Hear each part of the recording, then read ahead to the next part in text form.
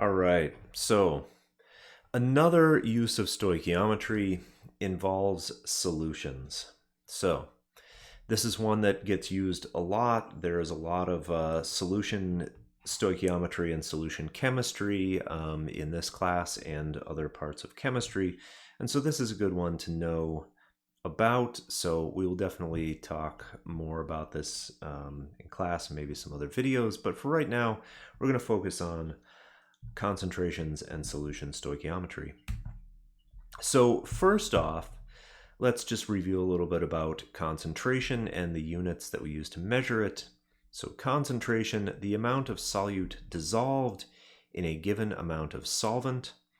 And there are two units that we use to measure concentration in here, and that's molarity, capital M, which is moles of solute per liter of solvent, so moles per liter, or molality, which, while it is more fun to say than molarity, is not as often used. It is lowercase m, and that would be moles of solute per kilogram of solvent, or moles per kilogram. So the first thing we're going to talk about is calculating concentration.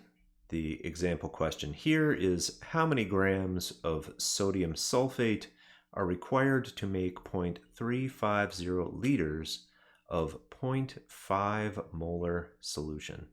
Okay, so we know a couple things here. We know that we want to make 0.35 liters of solution, right? So that's what we're going to start with. I'm going to start with that.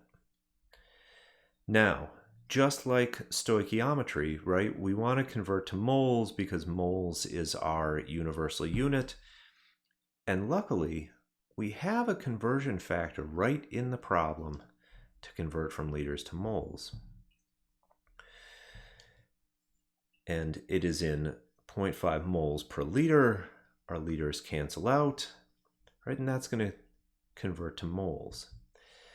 Now, because we don't have a balanced chemical equation, right, we're going to skip the mole ratio because this isn't really stoichiometry, so we don't have a mole ratio here, but we are using some dimensional analysis, and we can convert directly from moles to grams. So we use the molecular mass of sodium sulfate, which is 142 grams. We do our math, and we need 24.9 grams of sodium sulfate to make 0.350 liters of a 0.5 molar solution. That is how we calculate the amount of something required to make a solution. Now, if you are not making a solution with a solid, right, and you are instead diluting something down to a different concentration, we are going to use this equation, which is one of the most useful equations, at least for me as a chemistry teacher, and I know that it is a very useful solution for many laboratory chemists because most chemicals that you will get arrive in a concentrated form and you want to dilute them down. And so for calculating dilutions, right, we have a molarity of our concentrated solution times a volume of a concentrated solution is equal to the molarity of your dilute solution times the volume of your dilute solution. So a question might be, how many milliliters of 3 molar sulfuric acid are needed to make 450 milliliters of 0.1 molar sulfuric acid? So you'll notice here that this number is in milliliters. Now, normally when you're working with molarity, right, because it's moles per liter, you would want to convert things to liters. For this equation, it's not going to matter. You can leave it in milliliters, but just remember that if you leave this number in milliliters, then your answer will also be in milliliters. And so we set up our equation by putting in all of the numbers that we know from the question. So we have 3 we know that our concentrated is 3 molar, right? That's the concentration of our concentrated solution. We know that our dilute solution we want to be 0.1 molar, and we know that we want to make 450 milliliters of it. Now, we're going to rearrange this equation, right? So that we have our unknown on one side, and we're going to do that math, and we find out that we need 15 milliliters of our concentrated solution. Now, you might be thinking in your head, wait, we want 450 milliliters of our dilute solution. If we only use 15 milliliters of our concentrated solution, we're going to be 435 milliliters short, which is why to this 15 milliliters of concentrated solution, you're going to add 435 milliliters of water, right? So we just take our 15 milliliters of our concentrated, pour it into a container. To that, add 435 milliliters of water, and we get our 450 milliliters of 0.10 molar solution. Now, here comes the stoichiometry. So, this question, all right, we have a question about neutralizing a base, and we have a lot of information about an acid. Now, there's lots of numbers in here, right?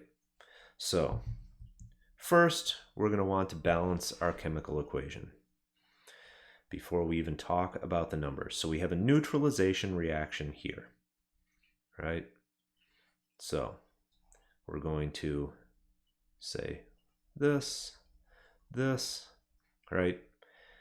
We now have 4 H's on both sides, 2 sodiums on both sides, 1 sulfate on both sides. Great. Now, we're going to start with what we know. We know that we have 45.7 milliliters of our 0.5 molar acid that we used, right? A. We're finding something out about sodium hydroxide. So, now we can start with what we know, which is that we have 45.7 milliliters of our acid. Now in this case, unlike with the dilution equation, we do have to convert that to liters, because to convert this to moles, we're going to use the concentration of our acid. All right, our milliliters cancel out, our liters cancel out, we've got moles. Now we can use our mole ratio, 2 to 1, right? Because for every 1 mole of our acid, we neutralize 2 moles of our base. So we've got our, I can put A and B in here. So we've got our moles of A canceling out. We're in moles of B. Now, right? The question is asking, what is the concentration of this? So we want our answer to be in moles per liter, right? We already have moles here, and we have milliliters in the question. So we're going to convert this to liters on the bottom, and that will give us our answer. So here, we put in our milliliters, right? Nothing's canceling out here. And then we convert to liters, right? Our milliliters cancels out, and we are left with moles over liters. We do our math, and we know that the concentration of that sodium hydroxide solution was 2.28 molar. And that is how we do some concentration stoichiometry.